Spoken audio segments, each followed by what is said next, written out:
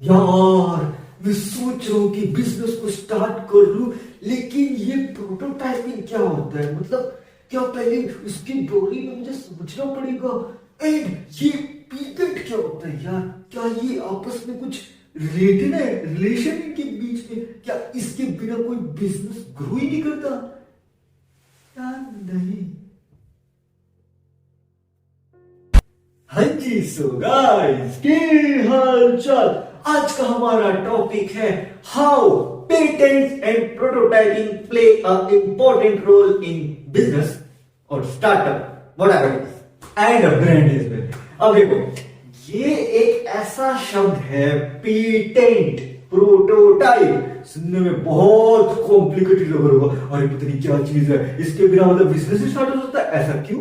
क्योंकि देखो, अब मैं आपको एग्जांपल के देख समझाता हूं। जैसे आप ज्वेलरी की शॉप में जाएंगे, सुनार की शॉप में जाएंगे, तो वहां जो सुनार है, वो जो ज्वेलरी बनाता है, वो क्या बोलते हैं कि इसमें 24 कैरेट गोल्ड लगा हुआ है, इसमें 22 कैरेट गोल्ड लगा हुआ है, इसमें इतना लगा हुआ है, इसमें उतना लगा हुआ है। तो आप ये सोचोगे यार, ज्वेलरी तो देखने से सेम लग रही है, लेकिन हर ज्वेलरी का डिजाइन अलग है। हर ज्वेलरी का देखने का जो आप देखोगे ना, उसकी सुंदरता अलग है, क्योंकि उसकी कारीगरी जो करी गई है वो इस ढंग से करी गई है कि आपको हर ज्वेलरी डिफरेंट वैरायटी में देखने को मिलेगी। जैसे किसी ज्वेलरी में आपको व्हाइट शेड में मिलेगा, कोई गोल्डन शेड में मिलेगा, कोई रेड शेड में मिलेगा, अलग अलग वैरायटी। सिर्फ वैरायटी के इट्स लाइक दैट। अब आप ये सोच के देखो कि जब इतनी वैरायटी देखने को मिलती है, एंड अगर आप एक बिजनेस या स्टार्टअप करना चाहते हैं, तो डेफिनेटली आपको ये सोचना भी पड़ेगा ना कि सपोज आपके दिमाग में कोई एक ऐसा यूनिक आइडिया है जो आपको लगता है सिर्फ आपके दिमाग में, आपने उसकी रिसर्च करी, सब पता लगा लिया, नहीं नहीं ये सिर्फ मेरे दिमाग में है, मुझे इसके ही बेस पे बिजनेस स्टार्ट करना है। अगर वो आइडिया जो आपके दिमाग में आ रहा है वो किसी और को पता लग गया, तो क्या होगा? तो ये होगा कि अगर वो भी बिजनेस करना चाहेगा तो डेफिनेटली वो भी ट्राई करेगा, क्योंकि बिजनेस के लिए आइडियाज ढूंढना थोड़ा टफ होता है। लेकिन अगर ऐसा कोई यूनिक आइडिया आए आपके दिमाग में जो रेवोल्यूशनरी हो, तो उसके लिए क्या करना पड़ता है? उसके लिए आपको उसका प्रोटोटाइप और पेटेंट करना पड़ता है, ताकि वो आइडिया अगर कोई दूसरा यूज भी करना चाहे तो पूरी तरह से यूज ना कर सके।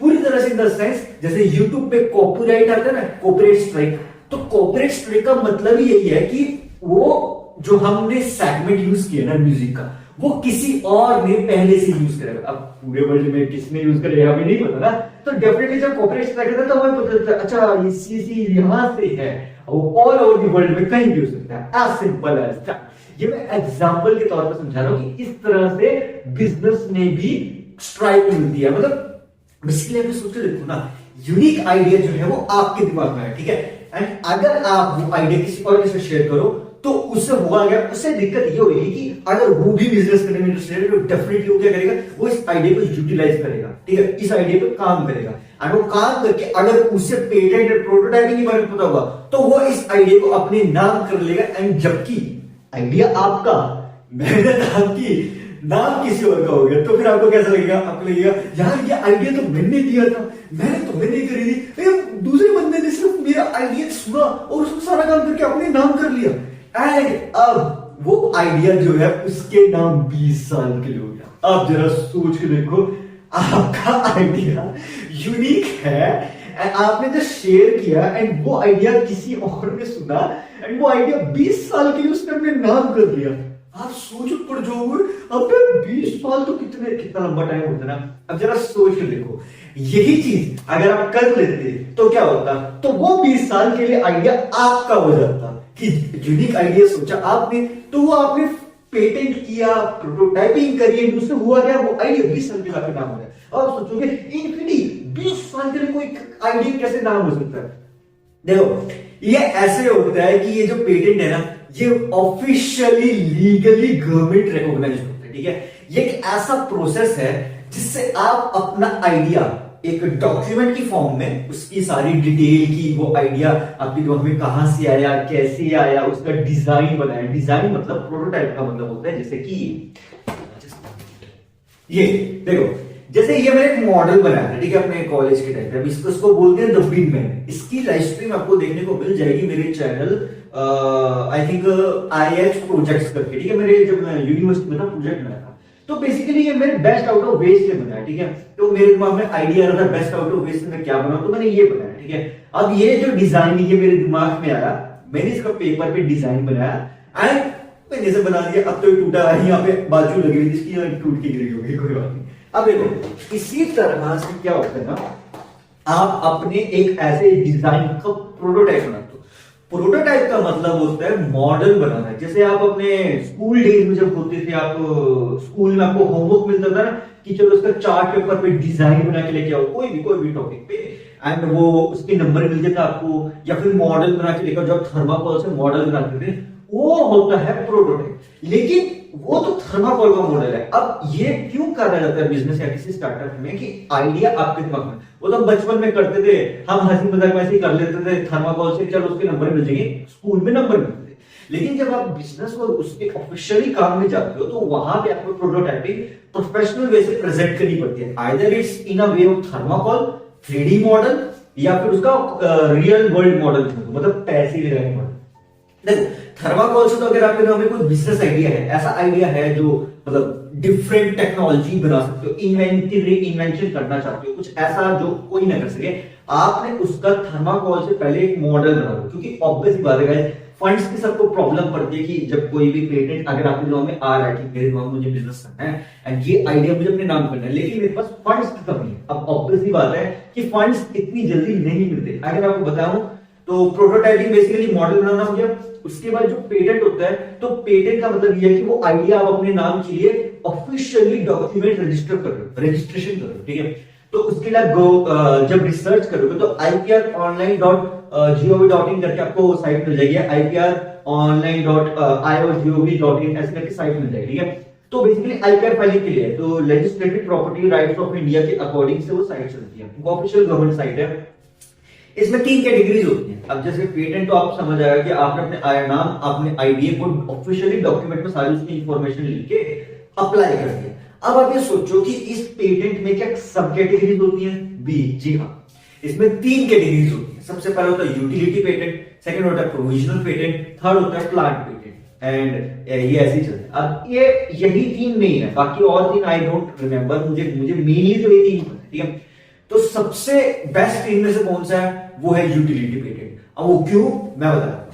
यूटिलिटी पेटेंट का मतलब होता है एक ऐसा आइडिया जिसको ग्रांट करने में, मतलब गवर्नमेंट उस आइडिया पे जो आपका ऑफिशियली डॉक्यूमेंट है ना, उसको पूरी तरह से देखती है, उस मॉडल के टाइम दिया जाता है, एंड आपको पूरे 2 से 3 साल लगेंगे जब वो गवर्नमेंट से ऑफिशियली ग्रांट हो जाएगी। ग्रांट का मतलब है कि गवर्नमेंट से आपको परमिशन मिल जाएगी कि मुझे इस आइडिया को मार्केट में लॉन्च करना है, मतलब ऑफिशियली लेवल पे, ठीक है, बड़े लेवल पे, ठीक है। बहुत बड़ा मेगा प्रोजेक्ट हो ना, जैसे डैम्स और कुछ भी मेगा प्रोजेक्ट्स होते हैं बड़े लेवल पे, तो ये उस ढंग से चलते हैं। इसमें मिनिमम 2 से 3 साल का समय लगता है। एप्लीकेशन में तो आई थिंक 1 साल के अंदर भी मतलब एप्लीकेशन के अंदर तो रिव्यू हो जाता है, ठीक है, 1 साल के अंदर। लेकिन उसके बाद उसकी सारा जो होता है ना, मॉडल प्रोटोटाइप, उसमें टाइम लगता है। क्योंकि यूटिलिटी पेटेंट एक बार ग्रांट हो गया, 2 से 3 साल लेता है, लेकिन एक बार ग्रांट हो गया तो पूरे 20 साल के लिए वो आइडिया आपके हैं, वो कोई उसे चाहकर भी नहीं छेड़ सकता। Basically it's like over copyright, कि अगर किसी ने भी वो आइडिया को यूज करने की कोशिश करा, कॉपीराइट स्ट्राइक या उसमें लीगल केस तक कर सकते हो कि ये आइडिया 20 साल से मेरे नाम है, हाउ मिनिमल, मेरी परमिशन के बिना कैसे आइडिया को यूज करा, ये होता है लीगल वे। अब सेकंड आता है डिजाइन पेटेंट, जो कि बेसिकली 15 साल तक लास्ट करता है। मतलब जो यूटिलिटी पेटेंट है वो 20 साल तक लास्ट करता है, एप्लीकेशन ग्रांट करने में 2 से 3 साल लगते हैं।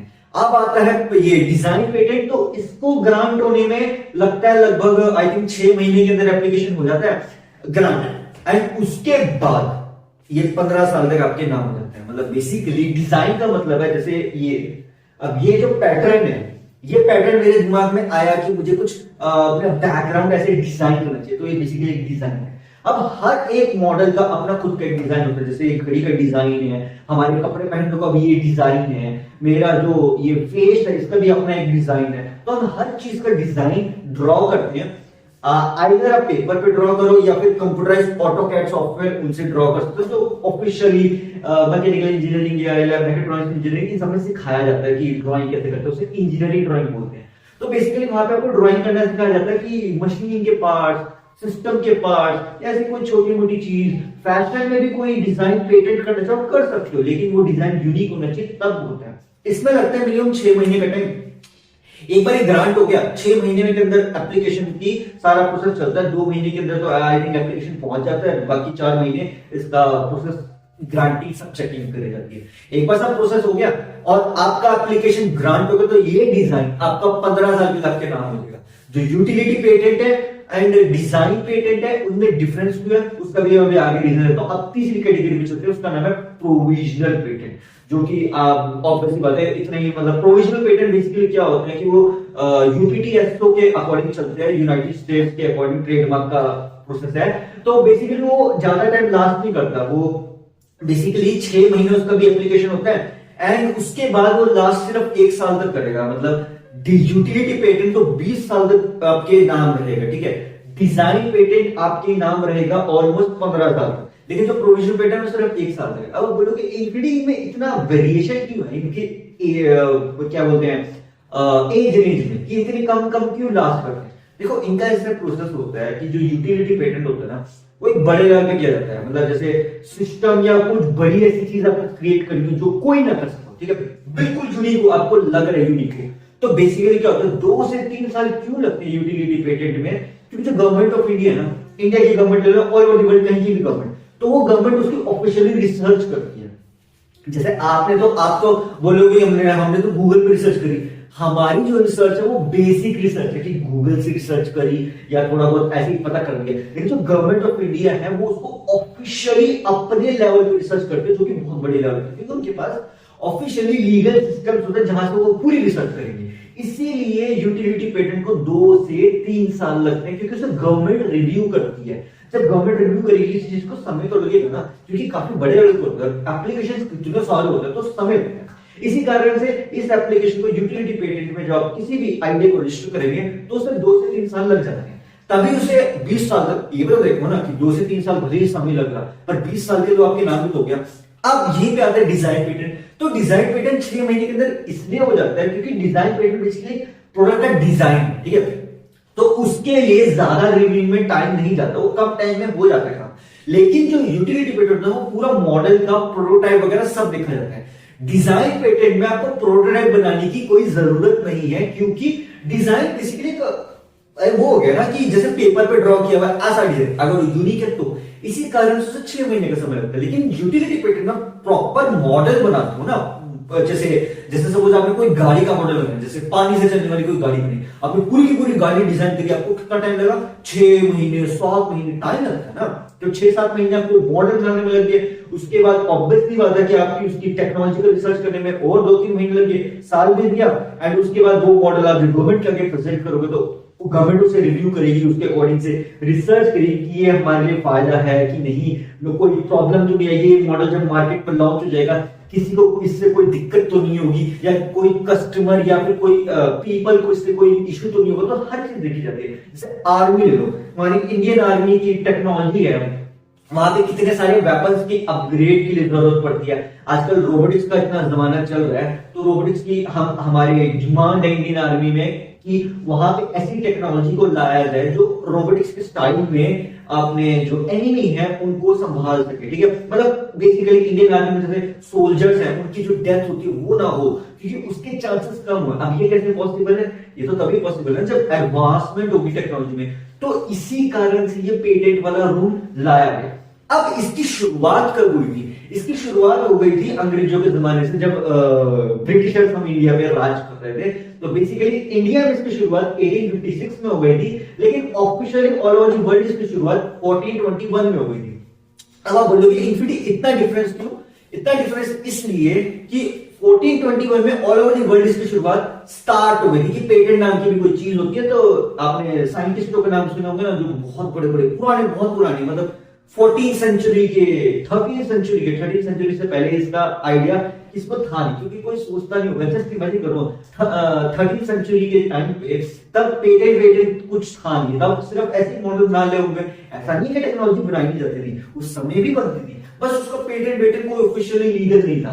तो 14th सेंचुरी में जब विदेश की वहां गवर्नमेंट बनी, जो भी ब्रिटिश है उसको गवर्नमेंट कहते हैं, तो उस समय वहां पे 14th सेंचुरी में पेटेंट की शुरुआत हुई। उसके बाद जब अंग्रेजों ने हम पे 300 साल तक राज किया, तो उसके बाद धीरे धीरे करके इंडिया में इसकी शुरुआत 1856 में हो गई थी। लेकिन अब आप बोलोगे, सोच के देखो कि यार हमारी जो सिस्टम में जो गवर्नमेंट है वो तो 1950 में बनी थी, तो ये 1856 में कैसे आ गया? यानी उनका राज था ना, ब्रिटिशर्स का राज था उस समय, ठीक है। उस समय जो गवर्नमेंट थी किसकी थी? गवर्नमेंट तो थी लेकिन इंडियन गवर्नमेंट नहीं थी, वो ब्रिटिशर गवर्नमेंट थी जो इंडिया के ऊपर राज कर रही थी। इसी कारण से उस समय लगान वगैरह वो सब आपने देखा होगा ना, ब्रिटिशर्स अंग्रेजों पर राज करके, तो उस समय उन्होंने ये रूल को लॉन्च कर दिया था इंडिया में, ठीक है।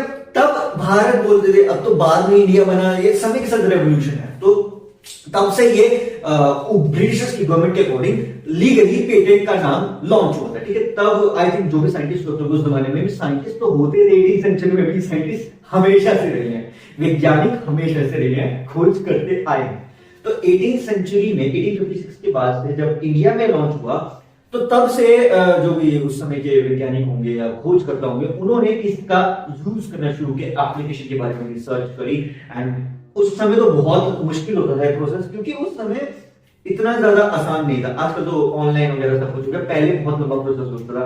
पहले आपको मॉडल वगैरह बना के दिखा कि गवर्नमेंट तक पहुंचने के लिए ट्रांसपोर्टेशन सिस्टम भी नहीं होता था, आजकल तो सब कुछ है, पहले नहीं होता था सब। तो इसी कारण से उस समय 1856 के टाइम पे पेटेंट करना बहुत बड़ा चैलेंज हो सकता था, क्योंकि शायद बहुत ज्यादा टाइम, अभी तो 2-3 साल, शायद उस समय और भी ज्यादा टाइम लगता हो, क्योंकि ट्रैवलिंग, ट्रांसपोर्टेशन, हर चीज का इंतजाम करना, सामान का इंतजाम करना is a big, very big challenge. आज के जमाने में तो फिर भी आसान है, उस समय तो बहुत मुश्किल होता है। जब से 1950 में गवर्नमेंट बनी, तो 1970 के अकॉर्डिंग से पेटेंट का लीगल लेजिस्लेटिव एक्ट लॉन्च हुआ, जिसको 1970 का एक्ट कहते हैं पेटेंट के लिए। आप कहीं भी रिसर्च करेंगे आपको मिल जाएगा। सेम ये यूट्यूब के लिए भी है कि ये सब एंटरटेनमेंट की कैटेगरी में आते हैं, तो लीगली रजिस्टर्ड 1970 के बाद से हो गए थे। अब उसके बाद से जितने भी पेटेंट इंडिया में हुए हैं, तो सारे ऑफिशियली गवर्नमेंट रिकॉग्नाइज की। 1950 में हमें 47 में आजादी मिल गई थी, 50 में गवर्नमेंट बन गई थी, बस फिर 1970 में इस एक्ट को भी ऑफिशियली लॉन्च किया गया।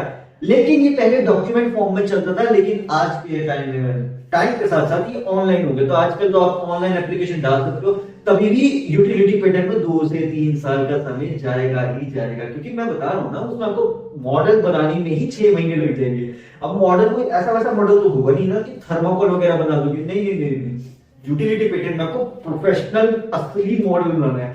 थर्माकोल का मॉडल वो सिर्फ आइडियोलॉजी हो जाएगी, वो तो फिर गवर्नमेंट बोलेगी अच्छा चलो आइडिया तो समझ आ गई, इसका रियल प्रोटोटाइप तो बनाओ ना, रियल मॉडल तो बना के दिखाओ ना, तो उसके लिए आपको फंड्स की जरूरत पड़ेगी। इसी कारण से जब भी कोई भी यूटिलिटी पेटेंट किया जाता है, तो वो टीम में करे तो ज्यादा बेस्ट है, क्योंकि अगर सिंगल यूटिलिटी पेटेंट के लिए अप्लाई करोगे तो फंड्स की रिक्वायरमेंट पड़ेगी, एंड फंड्स के लिए आपको अरेंजमेंट करनी पड़ेगी। एंड अगर आपके पास फंड्स नहीं है, तो फिर आप तभी जब भी कोई पेटेंट किया जाता है, या तो टीम में किया जाता है, मतलब जो भी उनके साथ में काम कर रहे हैं, कि एक बंदा और एक बंदा मिलके या 2-3 बंदे मिलके, तो बेसिकली फिर वो ये सोचते हैं कि फंड्स का इंतजाम करोगे, तो आपस में जुगाड़ करना पड़ता है पैसों का। जब वो जुगाड़ होगा, फिर वो मॉडल बनाया जाता है, ताकि गवर्नमेंट से एक बार उसके लिए फंड वो मिल जाए, लीगली ग्रांट। एक बार ग्रांट मिल गया, फिर अब वो जो उसके लिए फंड्स है वो गवर्नमेंट से आपको ऑटोमेटिकली मिल जाएंगे, क्योंकि गवर्नमेंट ने ऑटोमेटिकली ग्रांट दे दिया, तो फिर आपको गवर्नमेंट से फंड्स मिल जाएंगे। हम उसके अकॉर्डिंग से आप उस आइडिया को मार्केट में लॉन्च कर सकते हो। Basically it's a kind of permission मिल जाएगी आपको कि आप लीगली से लॉन्च कर सकते हो, कोई इशू नहीं होगा। लेकिन जब तक परमिशन नहीं मिलती, तब तक ये होल्ड पे रहेगा। तो इसी कारण से अब आप देखो, आप देखोगे यार 2 से 3 साल कौन इंतजार करेगा, हमें तो जल्दी करना है, तो फिर आप डिजाइन पेटेंट ट्राई कर सकते हो। डिजाइन पेटेंट जो है 6 महीने के अंदर आपको ग्रांट हो जाता है, लेकिन डिजाइन भी कुछ ऐसा होना चाहिए ना जो कि रेवोल्यूशनरी हो। तो बेसिकली आप डिजाइन पेटेंट से ही अपने बिजनेस की शुरुआत कर सकते हो या स्टार्टअप की। एंड अगर आपको बहुत ही जल्दी है तो फिर प्रोविजनल पेटेंट कर लो, लेकिन फिर प्रोविजनल पेटेंट सिर्फ 1 साल के लिए आपके नाम रहेगा। मतलब यूं समझ लो कि आपने प्रोविजनल पेटेंट की कैटेगरी में अपना आईडी को रजिस्टर करा दिया, तो गवर्नमेंट उसे रिव्यू नहीं करेगी, वो आपका हो जाएगा रजिस्टर 6 महीने के अंदर। लेकिन उसके बाद उसकी गारंटी, जिस कहते हैं ना, इस चीज की गारंटी कितने साल तक है, तो प्रोविजनल पेटेंट की गारंटी सिर्फ 1 साल तक है, डिजाइन पेटेंट 15 साल तक है, और यूटिलिटी पेटेंट 20 साल तक है। तो ये वैरायटी बनाई गई है, क्योंकि गवर्नमेंट ने जो प्रोफेशनली रिसर्च करके सब जो लीगली एक्ट्स लॉन्च किए जाते हैं ना, आपने अगर पढ़े हो असेंबली में, लेजिस्लेटिव असेंबली में, तो ये बेसिकली वो है। तो इनमें बहुत ज्यादा एजुकेशन वगैरह सब देख के बनाया जाता है, इसी कारण से ऐसे कुछ लॉन्च नहीं किया जाता। तो बेसिकली अगर आप कोई स्टार्टअप या बिजनेस करना चाह रहे हो, आप इंस्टेंटली लॉन्च कर दोगे तो जैसे दुकान खोलने वाला काम वो तो कोई भी खोल सकता है कि आपने जैसे आपने रिचार्ज का काम कर लिया, आपने कोई मॉडल बना लिया, तो चलो भाई इसकी दुकान खोल दो एंड उस पे काम स्टार्ट कर दो। अगर आप उसे प्रोफेशनली बड़े लेवल पे लेके जाना चाहते हैं तब आपको पेटेंट की जरूरत पड़ती है, साथ में ट्रेडमार्क की भी।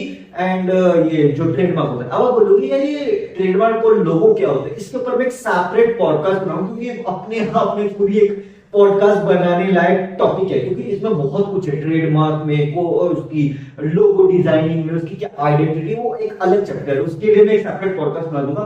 आज का हमारा पॉडकास्ट फोकस है ऑन पेटेंट्स। अब इसी तरह से आप एक प्रोटोटाइप मॉडल सोच के देखो कि कोई भी आपके दिमाग में एक आइडिया है, कोई भी रैंडम आइडिया आपको लग रहा है यूनिक है, ठीक है, आपने यूनिक आइडिया है एंड आपने उसके अकॉर्डिंग से वर्क किया गया, ठीक है। अब वो आइडिया कुछ भी हो सकता है। अब आप सोच के देखो कि इन्फिनिटी अगर हम ये यूनिक आइडिया हम स्कूल डेज में, मतलब स्कूल डेज में तो आई थिंक इतना जल्दी होता नहीं है, बट आई थिंक हो भी जाता है, बट इट डिपेंड्स, क्योंकि बेसिकली इसके लिए एज जो है आई थिंक बैरियर वो एडल्ट एज है जो 18 प्लस है, बट उससे नीचे में आई थिंक ये काउंट हो जाता है। I am not pretty sure about it कि अगर आपको स्कूल के डेज में आइडियाज आते हैं, बट स्कूल डेज में आइडियाज हमारे पास जनरली कम आते हैं, बट अगर आ जाए तो फिर वो ऑफिशियली गवर्नमेंट के हम साइंस के जो एग्जीबिशंस में फिर उनके अंदर उन्हें प्रेजेंट कर सकते हैं। लेकिन अगर आपको ऑफिशियली काम करना है तो फिर वो 18 प्लस के बाद जब आप कॉलेज वगैरह यूनिवर्सिटी वगैरह में जाते हो, तो अगर आपका कॉलेज या यूनिवर्सिटी गवर्नमेंट से रिकॉग्नाइज्ड होगा तो डेफिनेटली वहां से आप मदद ले सकते हो कि अगर आपका फंड्स नहीं है एंड आपको काम करना है तो आप उनकी मदद ले सकते हो, उनसे पूछ सकते हो कि मुझे ऐसे ये आइडिया अपने नाम करना है एंड ऐसा ऐसा, तो आपको एप्लीकेशन दे देंगे, ठीक है। फिर आप एप्लीकेशन में सारी डिटेल भर के फिर वो आपके आइडिया की प्रोटोटाइप मॉडल वगैरह सब करेंगे एंड उसके अकॉर्डिंग से आपको परमिशन मिलेगी नहीं मिलेगी दैट डिपेंड्स। अब जैसे मैं चंडीगढ़ यूनिवर्सिटी में था तो वहां का सबसे बेस्ट चीज क्या है कि वहां पे पेटेंट आपके लिए स्पेशली सेल बनाया गया, तो वहां जाके बड़े आराम से काम कर सकते हो। वहां पे भी ग्रांट नो डाउट 6 महीने 1 साल का इतना ही लगता है, लेकिन वहां क्या है, वहां पे ना आपको सेम प्रोसेस है कि आपने आइडिया के लिए एप्लीकेशन डाल दिया है, उसके बाद आपको उस आइडिया का प्रोटोटाइप तैयार करना पड़ेगा जिसमें आपको कितना भी समय लग सकता है। उसके अकॉर्डिंग से अगर वो प्रोटोटाइप में दम है कि हाँ भाई कुछ है, तो फिर उसके अकॉर्डिंग आपको फंड्स मिलते हैं एंड आपका काम होता है। एंड इसमें एक चीज और है, क्योंकि उनको पता है कि आप कॉलेज में हो, यूनिवर्सिटी में हो, आपके पास इतने फंड्स नहीं होंगे कि वो मॉडल आप खुद बना सकते हो। तो बेसिकली क्या होता है, आपके आइडिया का पहले से वो एप्लीकेशन को ना रिव्यू कर लेते हैं एंड उस पे पहले से ही उनके पास इतने बड़ा सिस्टम है कि वो रिसर्च कर लेते हैं। तो मैं एक अपनी यूनिवर्सिटी का एग्जांपल दे रहा हूं, और कोई यूनिवर्सिटी हो तो हर किसी के पास अपने अपने सेल्स होते हैं, डिपेंड्स वेयर इज की यूनिवर्सिटी कितनी बड़ी है उसके ऊपर। तो मेरी यूनिवर्सिटी में सेल्स होते थे, ठीक है। तो मैंने एक आइडिया के लिए एप्लीकेशन डाला, तो फिर वो ऑफिशियली उसकी रिसर्च करके उसका रिप्लाई करते थे कि उस आइडिया में दम है कि नहीं। आई उन्हें उनकी research team officially government recognised है, तो इसी कारण से उनकी टीम पे बहुत आराम से ट्रस्ट किया जा सकता है। तो वो टीम जो है वो पूरी रिसर्च करके बताती है अगर आइडिया में दम है तो ही उनका एप्लीकेशन का हमें रिप्लाई आता है कि आपके आइडिया में ये है ये है ये है। एंड अगर वो आइडिया उनकी जो ऑफिशियली टीम है वहां से ट्रस्ट होके उसका ग्रांट मिल गई परमिशन, तो फिर आपको यूनिवर्सिटी फंड्स देती है, आपको पैसे देती है, आपसे पूछती है आपको इस प्रोडक्ट को लॉन्च करने के लिए, इस डिजाइन को बनाने के लिए कितने पैसों की जरूरत है। तो फिर आप बोलते हो कि सर मुझे इतने इतने पैसों की जरूरत है, इस हिसाब से पूरा आप फाइनेंशियल बजट उन्हें एक्सप्लेन करते हो कि मुझे इसमें इतना खर्चा लगेगा, यहाँ पे ये होगा, यहाँ पे वो होगा। आपने जब सारा ब्यौरा दे दिया तो उसके अकॉर्डिंग से फिर वो सोचते हैं okay we need a time, तो फिर वो रिसर्च करते हैं, बजट प्लान करते हैं, फिर उसके हिसाब से आपको फंड्स दिए जाते हैं इतने दिन। अब इसमें क्या होता है, तो पार्टनरशिप होती है कि पार्टनरशिप चलती है 60-40। देखो एक पेटेंट एप्लीकेशन अगर आपको गवर्नमेंट से करवाना है तो इसका खर्चा है, क्योंकि पेटेंट करवाने के लिए पैसे लगते हैं। अब एप्लीकेशन का जो कॉस्ट है, अगर आप ऑफिशियली यूनिवर्सिटी या गवर्नमेंट मतलब यूनिवर्सिटी कॉलेज से करके अपने आप अपने नाम करना चाहते हो तो 8 से 10 हजार का खर्चा है। I know it's a big thing, but अगर आप डायरेक्ट कर रहे हो गवर्नमेंट से तो ऑब्वियसली बात इसमें बहुत लंबा प्रोसेस है। लेकिन अगर आप यूनिवर्सिटी कॉलेज के थ्रू करोगे तो खर्चा कम है, बट वही बात है कि फिर 60-40 का रेशियो चलेगा कि फिर वो आइडिया रहेगा कि मतलब बेसिकली उनका राइट्स रहेगा। अब आप सोचे देखो ना, आपको 8,000 10,000 देने की बजाय सीधा डायरेक्ट फ्री में काम हो रहा हो, या फ्री में नहीं तो कुछ कम पैसों में काम हो रहा हो, तो फिर ऑब्वियस सी बात है ना, फिर वहां पे तो पार्टनरशिप चलेगी ना आपके बीच में कि हमने तो आपको एप्लीकेशन फ्री में दे दिया, ठीक है, आपने उसमें डिजाइन वगैरह सब दे दिया, आपको फंड्स भी दे दिए, लेकिन आइडिया जो है उसमें राइट्स भी तो उनके इक्वलेंट रहेगा ना। तो बेसिकली अगर आप ऐसे किसी यूनिवर्सिटी से उस राइट्स को, उस डिजाइन को अपने नाम करते हो, तो ऑब्वियस बात है उसमें राइट्स नहीं कि यूनिवर्सिटी ने आपकी मदद करी, तो it's the kind of an what we call it unity, ठीक है। तो you have to handle it, तो उसके अकॉर्डिंग से वो इट मैटर्स। अब इट डिपेंड्स कि आप इस आइडिया को आगे सेल करना चाहते हैं। अब आप सोच के देखोगे, इनफैक्ट एक चीज ना हमें समझ नहीं, हमें फायदा क्या है इसका पेटेंट वेटेंट करने का। मतलब हमें बिजनेस स्टार्ट करें तो ऐसे भी मॉडल बना के कर सकते हैं, कर तो सकते हो, पर कंपटीशन देखने को मिलेगा। लेकिन अगर आपने ये प्रोसेस से करोगे एप्लीकेशन पेटेंट वगैरह से, प्रोटोटाइप मॉडलिंग करके, तो फिर क्या होगा, फिर वो आपके नाम रहेगा, फिर कंपटीशन की कोई रिक्वायरमेंट आपको ज्यादा महसूस नहीं होगी, क्योंकि आपने वो आइडिया को इस ढंग से डिजाइन किया है, इस ढंग से उसको वर्क किया कि उसके लिए 20 साल लग जाएंगे किसी को भी। हाँ, ये जरूर है कि वो अगर जो सामने वाला आपका कॉम्पिटिटर है बिजनेस में या ब्रांड में या स्टार्टअप में, वो कुछ नया लेके आए, तब तो कॉम्पिटिशन वो कर लेंगे, तो सिमिलैरिटी रहेगी, फिर डेफिनेटली इट्स अ वैरायटी। जैसे शार्क टैंक इंडिया है, शार्क टैंक इंडिया में भी तो ऐसी है, लेकिन वहां क्या होता है, वहां पे ऐसा सिस्टम है कि वहां पे आपको सबसे पहले उसका रेवेन्यू भी जनरेट करना पड़ेगा कि आपका प्रोडक्ट यूनिक तो हो, मार्केट में लॉन्च भी हो चुका हो, उससे अर्निंग भी हो रही है, उसका साल का टर्नओवर कितना, उसके अकॉर्डिंग से वहां पे फंड्स मिलते हैं। As simple as that. वो उनके लिए है जिनका बिजनेस पहले से सेट हो चुका है, स्टार्टअप सेट हो चुका है, उससे रेवेन्यू जनरेट हो रहा है, एंड उनको और बढ़ाना है, एंड अगर उनका आइडिया यूनिक है, then they get more fund to make it a mega level. लेकिन छोटे लेवल पे तो आप इस तरह से एक स्टार्ट ले सकते हो, बट वही बात है, रिस्क तो है, क्योंकि देखो आपको अगर अकेले काम करना है तो फिर फंड्स की रिक्वायरमेंट पड़ेगी, एंड फंड्स अरेंजमेंट करने में टाइम तो जाता है। तो अगर आप टीम में काम करोगे तो फिर बस इतना है कि आपको फंड्स की रिक्वायरमेंट की इतनी ज्यादा टेंशन नहीं लेनी पड़ेगी, क्योंकि टीम आपकी मिलके काम करेगी। मतलब अगर आपके फ्रेंड सर्कल है या फिर कोई ऐसा है जिसका ट्रस्ट कर सकते हो, वो आपके साथ बिजनेस करने में इंटरेस्टेड है, स्टार्टअप करने में इंटरेस्टेड है, तो you can combine, partnerise, partnership करके मिलके काम कर सकते हो। तो it's work as simple as that. अब देखो, आजकल तो डिजाइन के लिए ऑटोकैड से आप मदद ले सकते हो, सॉफ्टवेयर है यार ऑनलाइन, आप डिजाइन क्रिएट कर सकते हो, लेकिन वो डिजाइन यूनिक होना चाहिए। बस इतना है कि आपकी क्रिएटिविटी कितनी है। सारा खेल ये है कि क्यों ये जो एप्लीकेशंस हैं ये इतना टाइम ले लेती हैं इनका कंप्लीट होने में, क्योंकि क्या होता है ना guys, they just want uniqueness, कि आपके आइडिया की क्रिएटिविटी कितनी है, आप जो सोच रहे हो उसमें कितनी यूनिकनेस है, कितनी क्रिएटिविटी, कितनी क्यूरियोसिटी है। अगर वो बहुत ही यूनिक चीज है ना, तो पेटेंट होती है। अब सोचिए, देखो जो बल्ब है, थॉमस एडिसन ने इसका इन्वेंशन किया था, तो ये भी तो अपने आप में यूनिक टेक्नोलॉजी है ना। पहले तो बल्ब नहीं था, बल्ब है तो हम देख पा रहे हैं। पहले रोशनी के लिए कैंडल होती थी, मोमबत्ती होती थी, और उससे पहले भी जाओ तो दिए होते थे। तो ये बेसिकली एडवांसमेंट है कि दियो से हम कैंडल पे, कैंडल से हम लाइट पे, आजकल लाइट से भी एडवांसमेंट, हम नियॉन लाइट्स ये सब जो लगाते हैं इन पे आ रहे हैं। ये भी शायद आने वाले फ्यूचर में और कुछ एडवांस टेक्नोलॉजी आ जाए, नोबडी नोस। तो बेसिकली ये सब जो भी चीजें, इन सबके पेटेंट किए जाते हैं। और बोलोगे फ्री क्या, मोमबत्ती का भी कोई पेटेंट कर दिएगा कि, तो वो जो जमाना था वो था 12th सेंचुरी, 13th सेंचुरी, उस समय पेटेंट नहीं था। उसके बाद जब आया ना पेटेंट, तो तब से उसकी शुरुआत हुई। तो बेसिकली जो नेवर नो, कोई भी करना चाहे तो कर भी सकता है, लेकिन फिर उसको कुछ ऐसा कुछ होना चाहिए जो कि बहुत यूनिक चीज हो, जो कि आज के समय में किसी ने ना ट्राई किया। Basically it's a kind of an advance technology, advance idea, या फिर डिजाइन। अगर आप डिजाइन पेटेंट करना चाहते तो डिजाइन कुछ ऐसा होना चाहिए जो मतलब अपने आप में एक यूनिकनेस हो। जैसे ज्वेलरी है, और सोचो ज्वेलरी का भी कोई पेटेंट करता होगा क्या? सोचने वाली बात तो है।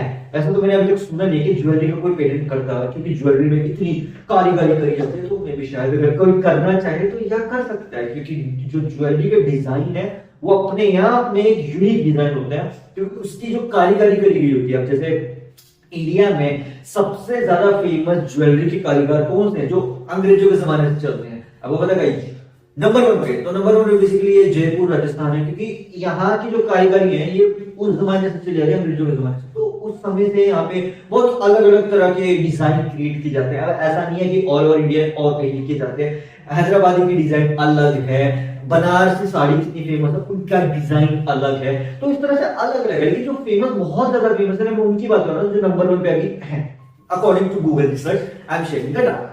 अब आप ये सोच के देखो कि यार मतलब स्टार्टअप और बिजनेस के लिए मुझे पहले प्रोटोटाइप की रिक्वायरमेंट्स है, एंड देन उसके बाद मुझे उसकी लोगो डिजाइनिंग करनी पड़ेगी। तो ये सब बिग थिंग, क्योंकि किसी भी ब्रांड के लिए, किसी भी बिजनेस के लिए, किसी भी स्टार्टअप के लिए थोड़ा टाइम जरूर जाता है, लेकिन वो थोड़े टाइम के बाद ना वो जो प्रोसेस है वो एक लॉन्ग प्रोसेस बन जाता है, मतलब एक सा काइंड ऑफ एन रन।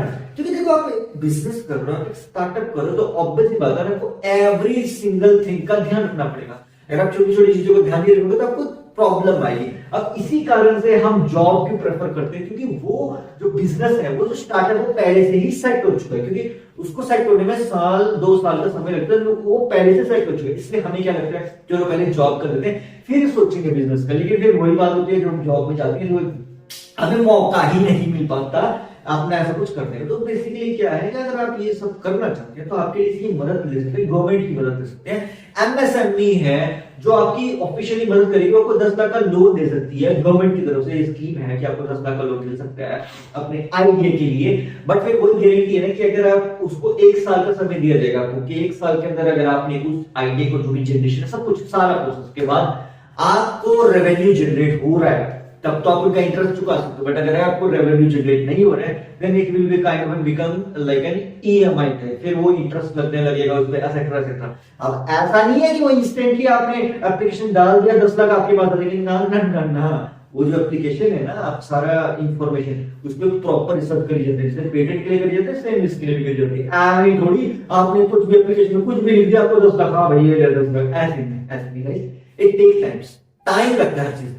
समय के साथ धीरे धीरे धीरे धीरे ये जो चीज है, एप्लीकेशन की रजिस्ट्रेशन, इंफॉर्मेशन, सब कुछ रिसर्च करके उसके बाद गवर्नमेंट आपको 10 लाख देती है। आपसे ये लिखवा लेती है, आपसे परमिशन लेती है कि अगर 1 साल के बाद आपको इससे मतलब आपको हम ये अमाउंट दे रहे हैं 1 साल के बाद, हम इसका हमें रिटर्न में चाहिए कि ये अमाउंट आप या तो इंटरेस्ट की फॉर्म में चुकाएंगे या फिर ईएमआई की फॉर्म में। एज सिंपल एज जैसे लोन लिया जाता है यार, कैसे गाड़ी का लोन हो गया, हाउस लोन हो गया, उसमें भी सेम यही होता है। एप्लीकेशन होता है कि आप राइट्स दे रहे हैं कि ये आप अमाउंट ले रहे हैं हमसे गवर्नमेंट से या किसी बैंक से, एंड उसके बाद आपको उसे चुकाना भी पड़ेगा, एंड वो इंटरेस्ट के ईएमआई के हिसाब से आपको बनता है। अब जैसे सपोज आप कैसे कोई बिजनेस अगर आप सोच रहे हो म्यूचुअल फंड्स में इन्वेस्ट करना, स्टॉक मार्केट में इन्वेस्ट करना, तो बेसिकली वो भी जंप है। लेकिन वहां और यहाँ में कितना फर्क है कि आजकल तो स्टॉक मार्केट कितना आसान हो गया, अब स्टॉक्स हो गए, ग्रो ऐप हो गए, इनमें सारा प्रोसेस हो जाता है, क्योंकि आपके पास पैन कार्ड, आधार कार्ड ये सब होती है, तो फिर बस इनसे आपको अकाउंट वगैरह बना के रजिस्ट्रेशन हो जाती है, सब प्रोसेस ऑनलाइन है। तो इस टाइप का स्टॉक मार्केट का डेमो अकाउंट बन जाता है, वो ऑफिशियली रजिस्टर्ड होता है। फिर आप चाहे तो अगर स्टॉक मार्केट में आपको स्टार्टअप या बिजनेस सेट करना, तो आप सेट कर सकते हैं कि अपना एक ब्रोकर सेट कर दिया कि जिसका अकाउंट आपके पास रजिस्टर्ड है, उससे स्टॉक मार्केट में इन्वेस्ट, बाय एंड सेल कर सकते हो अपना जो भी अमाउंट आप इन्वेस्ट करो किसी भी स्टॉक में, किसी भी शेयर प्राइस में। अब इसी तरह से अगर देखा जाए किसी ब्रांड का यूनिकनेस, आइडेंटिटी बनानी हो, तो उसके लिए एक उसमें ट्रेडमार्क वगैरह प्रोसेस है, बट वो तब है जब आपको लगता है कि आपका डिजाइन एंड आपका प्रोडक्ट एंड आपका ब्रांड यूनिक है in the world, in the whole world. तो ट्रेडमार्क का मतलब है कि वो डिजाइन, मतलब आपका जो बिजनेस है वो यूनिक है इन द होल वर्ल्ड, मतलब यूनिक नहीं, उसका जो लोगो का डिजाइन वो यूनिक है दी होल वर्ल्ड, तो ट्रेडमार्क लग सकता है। जैसे एग्जांपल के तौर पे चलो मैं ऐसे बता रहा हूँ कि कोई भी डिजाइन के आगे टीएम लिखा होता है। आपने कभी नोटिस किया हो किसी भी ब्रांड का ना, कोई भी प्रोडक्ट देखना उसके आगे छोटा सा अगर वो लोगो ऑफिशियल दिखता है, कोका कोला का, कोका कोला का भी ध्यान से देखना, कोने में टीएम लिखा हुआ है, बहुत छोटू सा। तो टीएम का मतलब ये होता है ट्रेडमार्क, ये नाम इनके ऑफिशियली रजिस्टर्ड है, चाहकर भी कोई यूज कर ही नहीं सकता। अगर कोई यूज करेगा तो लीगल केस हो जाएगा, इतना पहले जाते हैं, क्योंकि इसको डिजाइन पेटेंट में डाला गया है, एंड ये पेटेंट उनके 15 साल के उनका नाम है। और सोचो कि इन्फिनिटी कोका कोला तो कब से चली आ रही है, तो 15 साल का, तो फिर उसके बाद कोका कोला तो 100 साल से ऊपर होगी चलते हुए, तो फिर ये 15 साल के बाद और दोबारा कैसे रिन्यू होता है, तो दोबारा से एप्लीकेशन डालना पड़ता है सेम, एंड ये प्रोसेस फिर से होता है, फिर ग्रांट हो जाता है पेटेंट। उसमें अगर आपने डिजाइन में थोड़ा सा कुछ यूनिकनेस कर दिया, कोका कोला का डिजाइन में कुछ अपडेट कर दिया, तो आपने कभी नोटिस किया होगा कि जितने भी ब्रांड्स, बड़े बड़े ब्रांड्स हैं, उनके जो लोगो हैं उनमें कुछ ना कुछ अपडेट होता रहता है, जरा सा चेंज आता रहता है। तो बेसिकली क्या है कि जब गवर्नमेंट के अकॉर्डिंग से आपने रजिस्टर करा लिया 15 साल के लिए आपका डिजाइन, उसके बाद आपको और आगे खींचना है, 15 साल से 30 साल तक लेके जाना है, तो वो बेसिकली ऐसे काउंट होगी 0 से लेके 15 साल आपका कंप्लीट हो गया ईयर। अब आगे और 15 साल के एक्सटेंड करना है तो उसमें कुछ यूनिकनेस डालनी पड़ेगी, आपने यूनिकनेस डाली और 15 साल के लिए नाम हो गया। तो इस ढंग से ऐसा प्रोसेस चलता है, क्योंकि 15 साल से वो डिजाइन आपके नाम था, ठीक है, आपने सारा यूनिकनेस डाली, वो और 15 साल के लिए आपके नाम हो गया। तो इस तरह से आप प्रोसेस को चला सकते हो। जैसे एप्पल का लोगो हो गया, गूगल का लोगो हो गया, तो सब लोगों की रजिस्ट्रेशन इस ढंग से करी गई है कि वो टाइम बाय टाइम उसमें अपडेट लाते रहते हैं, उसको रजिस्टर करते रहते हैं। इसी कारण से वो इतने इतने सालों से चलता है। एंड हमें लगता है कि यार ये प्रोसेस तो 100 साल से उनका नाम है, ऐसे कैसे करते हो? ऐसे करा जाता है, ये होता है लीगल वे पेटेंट रजिस्ट्रेशन से। अगर आपको टेक्नोलॉजी में जानना होगा तो अब जरा सोच के देखो कि एप्पल की इतनी सारी बायोनिक चिप्स को यूज करते हैं, तो सब चिप्स को ऐसे यूज कर लेते हैं, ऐसे ही वो मोबाइल में लॉन्च कर देते हैं। ऑब्वियस सी बात है कि वो ऑफिशियली उसकी रजिस्ट्रेशन करेंगे, तो वो पेटेंट करवा देते हैं उसका, कि पेटेंट करा के वो टेक्नोलॉजी उनके नाम रहेगी। अब आप सोचोगे कि यार इतनी एडवांस टेक्नोलॉजी के बारे में हमें कैसे पता चलेगा? तो बेसिकली देखो, मैं तो अपने एक्सपीरियंस शेयर कर रहा हूँ कि मैं जब अपने यूनिवर्सिटी में था तो मुझे वहां पता चला था कि अगर आपको कोई भी ऐसी रिसर्च करना है तो गूगल स्कॉलर पे जा सकते हो, जो पेटेंट रिसर्च होती है, गूगल पेटेंट्स कर सकते हो, या फिर गूगल पे रिसर्च कर सकते हो। गूगल पेटेंट्स, ये गूगल स्कॉलर सबसे फेमस है। नहीं तो आप चाहें तो और भी ज्यादा लीगल रिसर्च करना चाहते हैं तो और भी बड़े प्लेटफॉर्म्स होते हैं, बट जहां तक जितना मुझे पता है कि यही बेसिक प्लेटफॉर्म है जहां पे हमें अलाउड होता है। इससे आगे के जो प्लेटफॉर्म्स होते हैं वो आई डोंट थिंक सो वहां पे परमिशन होगी, क्योंकि वो ऑफिशियली गवर्नमेंट की रूल्स के अंडर आते हैं, तो उनको आई डोंट थिंक सो उनको यूज किया जा सकता है। जो ऑफिशियल गवर्नमेंट के सॉफ्टवेयर हो गए, क्योंकि उनके बारे में किसी को पता नहीं होता, उनके बारे में सिर्फ ऑफिशियल गवर्नमेंट को ही, जो गवर्नमेंट अथॉरिटीज होती हैं या फिर एम्प्लॉइज होते हैं, उनके सीनियर्स, तो उनको पता होता है। तो बेसिकली हमें जो बेसिक बताया गया कि आप बेसिक लेवल पर रिसर्च कर सकते हो। गूगल स्कॉलर हो गया, गूगल पेटेंट हो गया, या गूगल रिसर्च कर लिया, प्रोडक्ट रिसर्च कर ली, ये कस्टमर फीडबैक लेके रिसर्च कर ली। लेकिन इससे आगे की रिसर्च वो सिर्फ गवर्नमेंट नहीं कर सकती है, उसमें चाह कर हम कुछ नहीं कर सकते। अगर हमने वो ट्राई करी रिसर्च तो फिर हमारा एप्लीकेशन कैंसिल हो जाता है, क्योंकि बेसिकली क्या है कि वो फिर आपसे पूछेंगे कि आपने रिसर्च इससे आगे कैसे करी। एंड अगर आप बता दो मैंने ऐसे ऐसे करी, तो फिर वो बोलेंगे नहीं, आपने ये एप्लीकेशन का जो रिसर्च करी वो सही ढंग से नहीं करी, इसी कारण से आपका एप्लीकेशन कैंसिल किया जाता है। तो इस ढंग से प्रोसेस को चलाया जाता है। तो अगर आप इसे लीगल वे में करना चाहते हैं तो यही एक सही तरीका है। एंड सबसे इंपॉर्टेंट, अगर आपको ये लगता है आपका पेटेंट हो चुका है एंड सामने वाले ने सेम पेटेंट किया, तो आप उस पर केस करके उससे लीगली गवर्नमेंट में या फिर कोर्ट वगैरह में जाकर उससे बात कर सकते हो कि ये पेटेंट आपने जब एप्लीकेशन ये नाम पर रजिस्टर है तो ये कैसे किया। तो जैसे होता है ना कोर्ट वगैरह में मामले आते हैं, तो ये एक काइंड ऑफ एन डायरेक्ट कर, क्योंकि ऑफिशियली लीगल थिंग है, तो लीगल थिंग में तो सब कुछ पॉसिबल हो सकता है ना। अब जैसे आप इसमें ऐसा नहीं कह सकते कि आपने अपने अगर पेटेंट आपके नाम है, वही आइडिया को कोई दूसरा यूज कर रहा है, तो आप सोच सकते हो कि कैसे वो अर्न भी कर रहे हैं, तो then definitely it's a question mark. It depends. क्यों, देखो अगर आप सोच के देखो कि मैं एप्पल की बायोनिक चिप जो है उसको जैसे एप्पल का फोन है आपके, सपोज आपके पास एप्पल का फोन है, आपने एप्पल के फोन को खोल दिया एंड एप्पल के फोन को खोल के उसकी बायोनिक चिप निकाली, उसमें रिसर्च कर ली एंड मैं अब ऐसी बायोनिक चिप को इन्वेंट करूंगा एंड उसे अपने नाम कर दूंगा। इतना आसान नहीं है, क्योंकि वो जो एप्पल की बायोनिक चिप है, अगर आप उसे खोलने भी जाओ तो उसके अंदर बहुत सारे मेजर सर्किट्स हैं जो डैमेज हो जाएंगे। एंड अगर वो मेजर सर्किट्स एक बार डैमेज हो गए तो फिर उस चिप में एडवांसमेंट लानी बड़ी मुश्किल रहेगी। तो इसके लिए आपको एक ऐसा बंदे की रिक्वायरमेंट है जो इंजीनियरिंग, जो इस लेवल सेमीकंडक्टर के बारे में जानता हो, उसको उसकी जानकारी हो, तभी तो वो डिजाइन कर सकता है इस चीज को। अदरवाइज तो आप कैसे डिजाइन करोगे? आप खुद सोचो, देखो आपको लगेगा मैं तो एप्पल की बायोनिक चिप डिजाइन कर दूंगा, वो बल्ले बल्ले 20 नाम के लिए मेरे नाम बेच दूंगा। हाँ, सबसे इंपॉर्टेंट चीज, ये आइडिया सपोज आपके फंड्स नहीं है एंड आपका एप्लीकेशन ग्रांट हो चुका है, जैसे आप कॉलेज में हैं, यूनिवर्सिटी में हैं, एंड आपने ये आइडिया 2 से 3 साल के समय बताया यूटिलिटी पेटेंट आपके नाम हो गए, सपोज हो गया, ठीक है, आपने थोड़ी सी इन्वेस्टमेंट कर दी। अब आप क्या कर सकते हो कि ये जो एप्लीकेशन है ना, इस एप्लीकेशन को जो ग्रांट हुआ, तो इस आइडिया को सेल भी कर सकते हो। मतलब ये आपके ऊपर है कि आपको ये आइडिया आपके नाम हो चुका है, गवर्नमेंट से रिकॉग्नाइज सपोज हो गया, ग्रांट हो चुका है। अब आपको इस आइडिया से या तो बिजनेस स्टार्ट करना है, स्टार्टअप स्टार्ट करना है, खुद करना चाहो तो कर सकते हो। अगर आपको उसको सेल करना है तो उसको सेल कर सकते हो। तो आप सोचो तो कितने में सेल होता है? तो ये उतने में सेल होता है जितना सोच भी नहीं सकते। क्योंकि बेसिकली क्या होता है, जब कोई आइडिया गवर्नमेंट से लीगली ग्रांट हो जाता है। तो बेसिकली परमिशन मिल चुकी है 20 साल के लिए आपके नाम है। आप चाहो तो वो आइडिया किसी कंपनी को दे सकते हो, तो उसमें कोई दिक्कत नहीं है। आप बोलोगे कि 20 साल के लिए तो मेरे नाम है, लेकिन आपको फंड्स की रिक्वायरमेंट आपने किसी कंपनी को दिया, तो फिर वो आइडिया के 20 साल के लिए आपके नाम रहेगा कि नहीं रहेगा। क्यों? क्योंकि वो आइडिया जो है ना, आपने किसी कंपनी को सेल कर दिया, उस कंपनी को ही आपने परमिशन दे दी कि ये आइडिया प्रोफेशनली, उसको आप परमिशन दे रहे हो कि ये आइडिया मैंने किस कंपनी को बेच दिया है, दे दिया है, एंड अब इस आइडिया पे मेरे कोई राइट्स नहीं है। बदले में आपको उस आइडिया के जितने पैसे रिक्वायरमेंट है कि 10 लाख 20 लाख 50 लाख करोड़ में जितना भी है वो आपको दे दिया जाएगा, एंड उसके बाद वो आइडिया उनके नाम होता है। तो बेसिकली ये क्या होता है, ये ऐसे होता है कि जिनके पास फंड्स नहीं होते, कम पैसों में कोई यूनिक आइडिया बना दे, तो बड़ी बड़ी कंपनियां वो आइडिया को खरीद लेती है।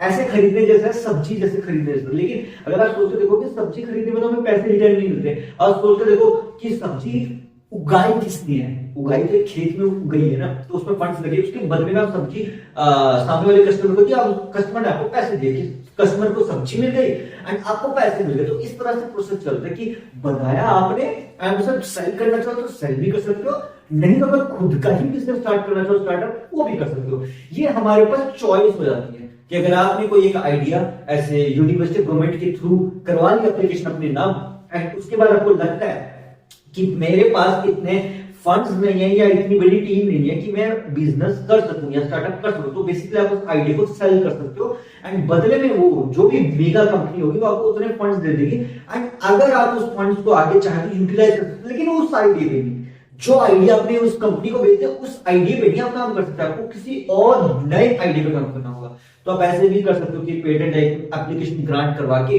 किसी कंपनी को सेल करके फिर कोई और यूनिक आइडिया पे काम करके आप उससे अपना खुद का एक बिजनेस स्टार्ट कर सकते हो। ये फंड्स का इंतजाम करने का एक जुगाड़ है।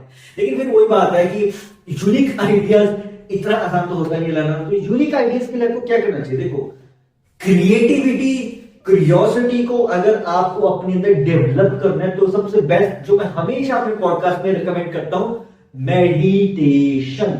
Meditation is the perfect best exercise in the whole universe, जो आपकी क्रिएटिविटी, क्यूरियोसिटी को इतना बढ़ा सकती है कि आप सोच नहीं सकते। क्योंकि मेडिटेशन में इतनी ताकत है कि वो एक इंसान को ट्रांसफॉर्म कर सकती है। तो एक क्रिएटिविटी, क्यूरियोसिटी तो बहुत छोटी चीज है। इसी कारण से जो भी इंसान मेडिटेशन करता होगा उसके अराउंड एक ऐसा पॉजिटिव हो रहा होगा जो कि ही कैन डू एनीथिंग, मतलब ही और शी कैन डू एनीथिंग, क्योंकि बेसिकली मेडिटेशन आपको प्योरीफाई कर देती है अंदर से। तो बेसिकली आप ये सोचते देखो ना कि आपका ऑरा पॉजिटिव है। तो क्रिएटिविटी, क्यूरियोसिटी के लिए आपको शांत दिमाग की जरूरत पड़ती है। जब आप किसी चीज को शांत दिमाग से देखोगे ना तो आप उसे अच्छी तरह से अंडरस्टैंड कर सकते हो, उसे अच्छी तरह से ऑब्जर्व कर सकते हो, इसी के बेस पे आपको आइडिया आता है। क्योंकि देखो, आप सोच देखो, कभी भी कोई एक यूनिक आइडिया हो तो यूनिक आइडिया कैसे होगा?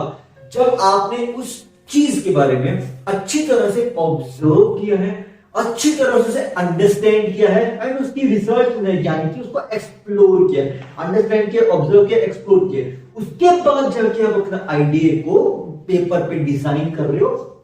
सही प्रोसेस बता रहा हूं जो करना चाहिए। वैसे मैंने भी ये ट्राई किया था, पर मेरे साथ ये हुआ था कि मेरे पास बहुत सारे आइडियाज थे, बट मेरे जो आइडियाज थे ना वो पहले से ही मार्केट में आ चुके थे, तो इसमें कोई कुछ कर नहीं सकता था। तो it's like that I also used to give lots of idea. मेरे पास इतनी मोटी फाइल बड़ी आइडियाज थी, वही बात है कि वो आइडियाज थे, उस टाइम फंड्स नहीं थे। तो इसी कारण से वो एप्लीकेशन कभी मतलब हुआ भी, एप्लीकेशन कभी हुआ कभी नहीं, वो फंड्स की रिक्वायरमेंट पड़ती है। तो इट्स इन द प्रोसेस अगर फंड्स हो तो मे बी शायद मेरी एप्लीकेशन मार्केट में लॉन्च हो गया था, ब्रांड भी लॉन्च हो गया था, एज सिंपल एज दैट। तो ये सबकी अपनी पर्सनल चॉइस है गाइस कि सबकी सिचुएशन अलग है, सब अपनी सिचुएशन के हिसाब से मैटर करते हैं और उसके हिसाब से डील करते हैं। अब आप सोच के देखो कि आपका दिमाग शांत है एंड आपने उस जो भी आपके दिमाग में डिजाइन आ रहा है आपने उसको अंडरस्टैंड कर लिया, ऑब्जर्व कर लिया, एक्सप्लोर कर लिया, मार्केट रिसर्च कर ली गूगल, तो उसके बाद आपने उसे पेपर पे डिजाइन किया। ठीक है, पेपर पे डिजाइन करने के बाद आपने उसको ऑटोकैड से ऑफिशियल सॉफ्टवेयर से डिजाइन किया। जब आपने ऑफिशियल सॉफ्टवेयर से उसे डिजाइन कर लिया, देन आप पेटेंट की एप्लीकेशन के लिए अप्लाई करते हो। फिर आपको वो पीडीएफ फॉर्म में मिलता है, उसमें सारी इंफॉर्मेशन भरते हो, आपको इंतजार करना पड़ता है एंड फिर आपको जब परमिशन मिलती है फिर आपको फंड्स दिए जाते हैं कि आप इसका प्रोटोटाइप और मॉडल बना के दो। अब ऑटोकैड का मॉडल क्यों काउंट किया जाता है कि क्यों इंजीनियर ये जो ऑफिशियल ऑनलाइन सॉफ्टवेयर का मॉडल के बेस के ऊपर आपको फंड्स मिल जाते हैं, क्योंकि ये जो सॉफ्टवेयर है कोई मामूली सॉफ्टवेयर नहीं होते, ये बेसिकली जॉब लेवल के सॉफ्टवेयर। अगर आपको ऑटोकैड चलाना आता है ना, डिजाइन सॉफ्टवेयर, आपको जॉब तक मिल सकती है, वो भी प्रोफेशनल लेवल की। क्योंकि ये जो सॉफ्टवेयर उनको चलाने के लिए ही आपको अच्छा खासा एक्सपीरियंस चाहिए। अगर आपको लग रहा है कि आप चुटकी बजा के 1-1.5 महीने के सीख जाओगे, नहीं, क्योंकि इसमें बहुत सारी कमांड्स हैं, बहुत सारी चीजें हैं जो आपको समझनी पड़ती है, एंड इसके लिए प्रॉपर ट्रेनिंग मिलती है। अब ट्रेनिंग लेंगे, कोर्स करना पड़ता है, सीखना पड़ता है। जब सीखेंगे चीज को तब आपको समझ आएगी, तभी आप इस सॉफ्टवेयर को, ये तो मैं एक सॉफ्टवेयर बता रहा हूं, ऐसे अनेकों सैकड़ों सॉफ्टवेयर है। किसी भी सॉफ्टवेयर को सीख के तब आप इसका प्रोसेस को करेंगे तो it will be a plus point for you. आपका प्रोसेस जल्दी भी हो सकता है।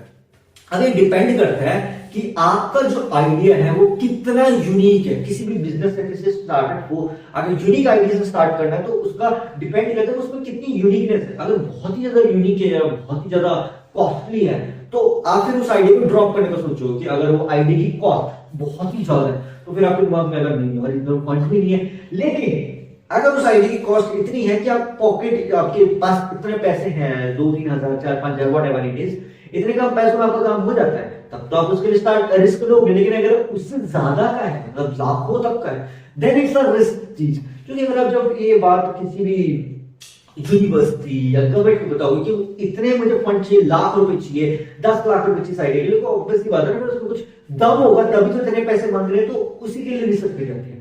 बट अगर उस आइडिया में दम नहीं लगता तो फिर वो आइडिया एप्लीकेशन कैंसिल किया जाता है, रिजेक्ट किया जाता है, ये बोला जाता है कि इसमें कुछ और नया लेके आओ। अब जैसे मैंने एक आइडिया दिया था, मेरा सोलर, उसका जो मैं मॉडल बनाया था, तो बेसिकली आप उसकी वीडियो आप देख सकते हो जो कि द आईएस प्रोडक्ट्स पे अवेलेबल है। एंड वहां पे मैंने एक सोलर चार्जर बनाया था जो बेसिक सोलर चार्जर था। मैं सोच रहा था कि मैं उसको रिस्पेक्ट करा देता हूं, लेकिन उसमें दिक्कत आ रही थी, कहीं there are many technological updates, तो इट डिपेंड्स।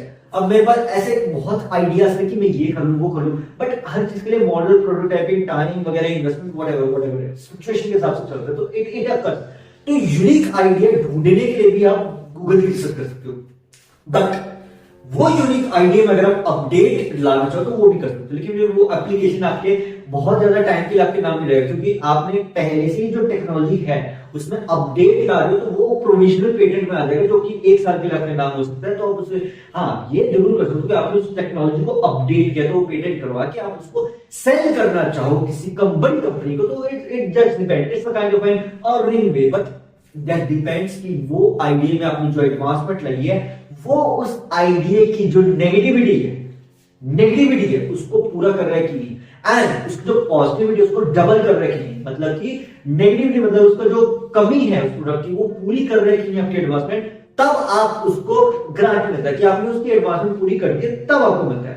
अदरवाइज तो क्या है, अदरवाइज तो फिर आप ऐसे तो अपडेट देते रहो, इसमें ये कर लो, उसमें वो कर लो, लेकिन वो उसकी जो प्रोडक्ट की मार्केट में है पहले से, उसकी कमी को मुझे पूरा करना चाहिए। अगर वो उसकी कमी को पूरा कर रहा है तब आपको एप्लीकेशन ग्रांट होता है, लेकिन अगर वो उसकी कमी को पूरा नहीं कर रहा है तो फिर वो एप्लीकेशन ग्रांट नहीं होता, कि वो बोलेगा यार आप तो इसमें अपडेट ला रहे हो, लेकिन वो जो पहले से ही मार्केट में प्रोडक्ट है उसकी तो कमी को तो पूरा नहीं कर रहा, तो फिर फायदा क्या है। तो बेसिकली इट्स अ प्रॉफिट, की फायदा होना चाहिए तभी आपका उसको एप्लीकेशन डालने का बेनिफिट है। Otherwise it will be count in मतलब it will be count like कि मतलब एप्लीकेशन तो ठीक है, एप्लीकेशन आ रहा है जा रहा है ऐसे चलते रहते हैं, लेकिन अगर कुछ एप्लीकेशन में दम होता है। अब आप इसके लिए ऐसे मदद कर सकते हो, अगर सारे प्रोसेस को जल्दी करवाना है तो फिर या तो फिर आपका कोई आपका रिलेटिव हो या कोई फ्रेंड हो जो गवर्नमेंट से रिकॉग्नाइज हो, या उनकी कोई फैमिली मेंबर जो गवर्नमेंट में हो, इस legislative property rights of India में के उसमें रूल मतलब उसमें इन्वॉल्व हो, तब तो चांसेस जल्दी हैं। लेकिन वही बात है ना, हर किसी के पास तो होता नहीं। इसीलिए जब हर किसी के पास ये नहीं हो सकते गवर्नमेंट एम्प्लॉइज या गवर्नमेंट के रिकॉग्नाइज पीपल, इसी कारण से एप्लीकेशन बनाया गया। एंड वो आपके आइडिया के ऊपर डिपेंड करता है कि आपका आइडिया कितना यूनिक, कितना डिफरेंट, कितना क्रिएटिव है, कितना क्यूरियोसिटी उसके अंदर, एंड सबसे इंपॉर्टेंट चीज वो मार्केट की नीड्स को फुलफिल कर रहा है कि नहीं।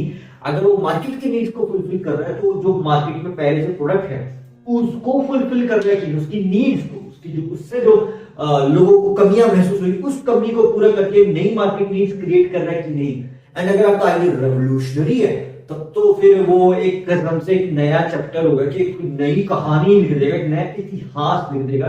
तो वो चीज में तो आपको फिर चैलेंज बहुत ज्यादा है, क्योंकि कोई चीज जो पहली बार करी जा रही हो तो वो एक अपने आप में एडवांस टेक्नोलॉजी है। तो अब जब कोई एडवांस टेक्नोलॉजी मार्केट में आती है ना तो उसके लिए तो फिर ज्यादा मतलब मेहनत लगती है, लेकिन अगर एक बार हो जाए तो फिर रेवोल्यूशनल आ जाती है, मतलब वो इतिहास बनाती है। तो बेसिकली अगर आपको इतिहास बनाना है तो it is a kind of an मतलब चैलेंज वाला टॉपिक। लेकिन अगर आप नॉर्मली करना चाहें छोटे लेवल तो it's you can do it, but it's a kind of an official process, तो इसमें टाइम लग जाता है। दैट डिपेंड्स कि आपके पास कितना टाइम है एंड आपकी सिचुएशन कैसी, आपकी सिचुएशन अलाउ करती है आपको कि नहीं, दैट आल्सो मैटर्स मोस्ट। क्योंकि अगर आपकी सिचुएशन नहीं अलाउ करती है तो you can try for normal jobs, but as I am saying कि अगर आपको ब्रांड या बिजनेस सेट करना है तो उसमें प्रोटोटाइपिंग और पेटेंट बहुत इंपॉर्टेंट रोल प्ले करते हैं। तो you can try, you can just give it A try. तो ये बेसिकली आप ऐसे कर सकते हो कि आपने किसी बिजनेस का मतलब यूनिक ब्रांड के आइडिया के लिए एप्लीकेशन डाल दो एंड 2 से 3 साल का समय लगेगा।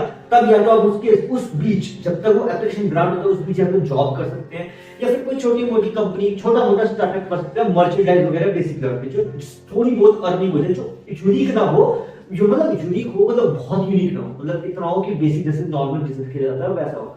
तो वहां से आप टाइम अपनी अर्निंग जनरेट कर सकते हो ताकि आप अपने एक यूनिक आइडिया पे काम कर सको।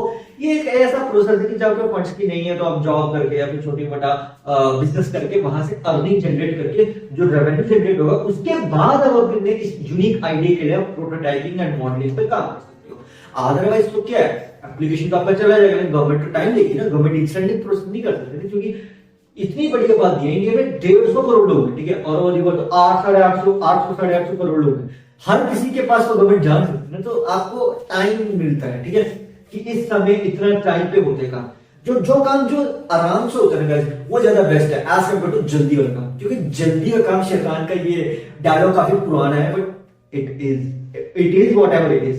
तो बेसिकली जो काम आराम से होता है, समय लग के काम होता है, वो एक अच्छा आपको ग्रोथ देता है। लेकिन जो काम इंस्टेंट हो जाता है वो इंस्टेंट हो तो जाता है, फिर वो ज्यादा ग्रोथ नहीं दे पाता, वो एक अनस्टेबिलिटी लाता है लाइफ में। तो इसी कारण से कि जब भी कोई भी बिजनेस या ब्रांड को अगर आपको सेट करना है, इसीलिए ये पेटेंट प्रोटोटाइपिंग बनाई गई है, क्योंकि इनके लिए आपको ब्रेनस्टॉर्मिंग करनी पड़ती है, इनके लिए आपको सोचना पड़ता है, अपने दिमाग के घोड़ों को दौड़ाना पड़ता है, ये क्या यूनिकनेस है, क्या डिफरेंट है। तो ये तब होता है जब आप नए लोगों से बातचीत करते हो, मतलब जो आपको लगता है, जिन पे आपको लगता है ट्रस्ट की मैं इनके साथ अपनी टेक्नोलॉजी का ये आइडिया या फिर रेवोल्यूशनरी आइडिया शेयर कर सकूं एंड दे विल हेल्प।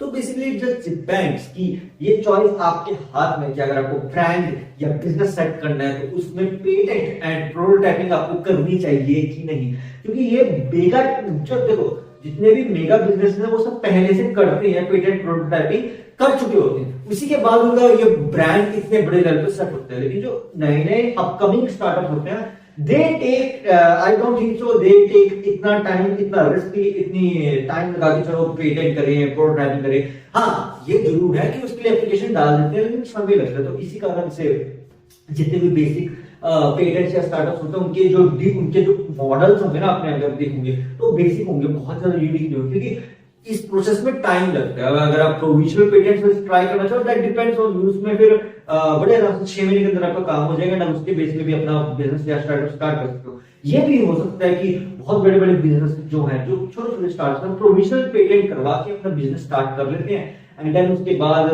उनको पता है 1 साल के बाद ये जो पेटेंट है एक्सपायर हो जाएगा, देन फिर उसको यूटिलिटी पेटेंट में कन्वर्ट करवा लेते हैं कि उसके लिए फिर वो और यूनिकनेस, तो उन्हें टाइम मिल जाता है ना, तो टाइम, फंड्स, मनी मिल जाते हैं। जब वो है तो फिर एनीथिंग कैन बिकम पॉसिबल। तो इट जस्ट डिपेंड्स कि आपकी चॉइस क्या है, आप जैसा सोचना चाहते हो, अपने टेक्निकली आप क्या सोच रहे हो या लॉजिकली क्या सोच रहे हो कि इस चीज में ये होना चाहिए कि नहीं। तो ये सब चीजें आपके देखने का, सोचने का नजरिए के ऊपर है कि आप किसी भी चीज को किस ढंग से देख रहे हो, किस ढंग से समझ रहे हो। इसी तरह से बिजनेस में भी होता है, इसी तरह से पेटेंट भी होता है, इसी तरह से प्रोटोटाइपिंग होती है, इसी तरह से ब्रांड, स्टार्टअप सब सेट होता है, as simple as that. At last guys मैं इतना ही कहना चाहूंगा कि अगर आपको अपना बिजनेस या मतलब बिजनेस, ब्रांड या स्टार्टअप स्टार्ट करना है तो you can give it a try. You never know कि क्या पता आपका एप्लीकेशन ग्रांट मिले। तो इट जस्ट डिपेंड्स कि टाइम, किस्मत, लक, व्हाटएवर इट इज, तो एज सिंपल एज प्रोसेस ऐसे ही चलता है। एंड इसमें ग्रोथ है कि नहीं वो भी डिपेंड करता है कि आपकी टेक आइडिया में कितना दम है। जितना ज्यादा आपका यूनिक और क्रिएटिव आइडिया होगा उतने ही ज्यादा चांसेस है कि उसकी ग्रोथ होगी, पर जितना ही कम वो कम यूनिक आइडिया होगा, कम क्रिएटिविटी होगी, उतने ही ज्यादा चांसेस है कि ग्रोथ करेगा, बट एक टाइम पे वो स्टेबल हो जाएगा, स्टेबिलिटी में आ जाएगा। लेकिन अगर आपको पीक पे जाना है, हाई ग्रोथ, फिर वो आइडिया में बहुत ज्यादा यूनिकनेस होनी चाहिए। एंड सबसे इंपॉर्टेंट चीज फंड्स, कि आपका वो जो आइडिया है वो फंड्स का रिक्वायरमेंट फुलफिल कर पाएगा कि नहीं। अगर आपको फंड्स की रिक्वायरमेंट फुलफिल कर पाता है, आपका जो इन्वेस्टर है जो आपके आइडिया में इन्वेस्ट कर रहा है, आइदर इज अ गवर्नमेंट और इट्स एम्प्लॉय और it's a person that depends, तो वो तभी इन्वेस्ट करेगा जब वो creative and unique and different idea हो, एंड वो आइडिया आने वाले 2, 3 या 5 साल के अंदर रेवेन्यू जनरेट करके इन रिटर्न फंड्स को रिव्यू करेगा, क्या बोलते हैं, इन रिटर्न फंड्स देगा। अगर वो फंड्स नहीं देगा इन रिटर्न में, तो फिर वो आइडिया एक काइंड ऑफ ड्रॉप हो जाएगा कि चलो ग्रो करके आप ड्रॉप कर देते हैं।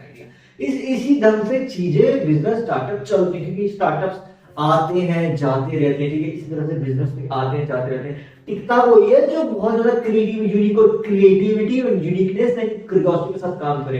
अदरवाइज तो बहुत सारे बिजनेस स्टार्टअप चलते हैं, कईयों इतने बिजनेस स्टार्टअप होते हैं इंडिया में या ऑल ओवर द वर्ल्ड जिनके नाम भी हमें पता होंगे। जैसे मैंने रिसर्च कर रहा था कभी भी टेक्नोलॉजिकल, तो इतने नाम आते थे सामने बिजनेस के जो हमने कभी सुने भी नहीं, बट वो है। तो इसी तरह से प्रोसेस वर्क करते हैं कि सब इन प्रोसेस के अकॉर्डिंग से चल रहे होते हैं। बहुत लोग काम कर रहे हैं, हर किसी का नहीं हमें पता होगा, लेकिन फिर भी स्पेसिफिक ब्रांड्स होते हैं जिनके जो बहुत ज्यादा फेमस होते हैं ना, उनके बारे में हमें पता होता है। अदरवाइज तो ब्रांड्स तो बहुत सारे हैं, हर ब्रांड का हमें नहीं पता है, हमें कुछ गिनती के ब्रांड्स पता है जो बहुत टॉप पे। तो बहुत टॉप पे तभी जाते हैं जो पेटेंट प्रोटोटाइपिंग ये सब करते हैं। अदरवाइज ब्रांड्स तो बहुत सारे हैं, टॉप पे जाने वाले वही होते हैं जो पेटेंट प्रोटोटाइपिंग ऑफिशियली सारा काम करके कि बड़े लेवल पे अगर हम गए भी तो फिर कोई दिक्कत नहीं आएगी, वो तो बड़े लेवल पे कोई दिक्कत ना आए, इसी कारण से प्रोटेक्शन के लिए पेटेंट और क्या बोलते हैं ये प्रोटोटाइपिंग करी जाती है। as simple as that and it just depends कि आपका जो भी बिजनेस है, ब्रांड है, स्टार्टअप है, आपको उसको स्मॉल रखना है, बिग रखना है, या मतलब उसको संभाल लाने के लिए, that is your choice.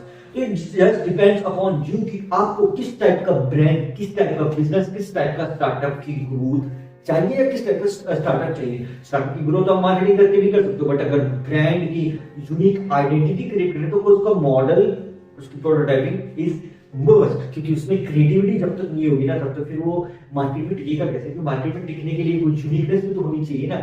Marketing तो चलो आपने कर दी, लेकिन उसकी यूनिकनेस भी तो हो ना। प्रोडक्ट में अगर कोई डिफरेंट चीज नहीं होगी तो फिर वो सेल कैसे होगा, फिर तो और हो जाएगा ना। फिर उसका प्राइस आप चाहे ऊपर करो चाहे नीचे करो, doesn't matter, it will be like तो सिमिलर चीज है। जैसे खाना बनाते हैं, खाने में आपको वैरायटी देखने को मिलती है ना, कहीं पे आपको कहीं की आलू पूरी आपको पसंद आती है, कहीं की कहीं पसंद आती है, कैसे अलग होता है उनका स्वाद। किसी ने किसी तरीके से आलू पूरी बनाई तो किसी ने किसी तरीके से बनाई, कोई कुछ बनाते हैं खाने के आइटम में, कोई कुछ बनाते। तो इसी तरह से खानों में भी इतनी वैरायटी, तो खानों के भी पेटेंट होते हैं guys.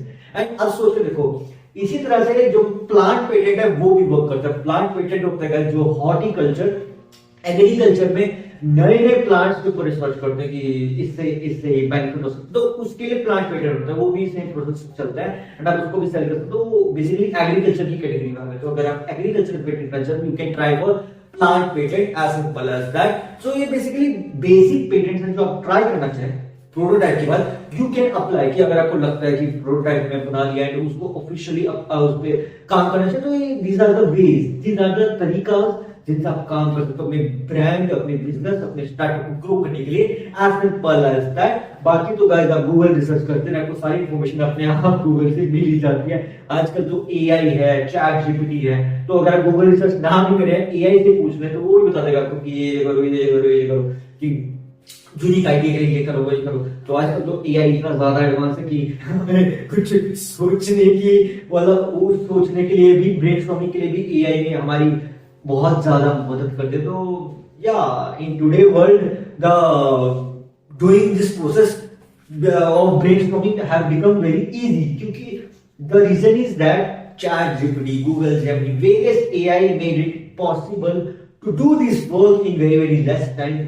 This is the reason why nowadays the business growing is booming means it's growing to the next level. Why so? Because AI is helping us.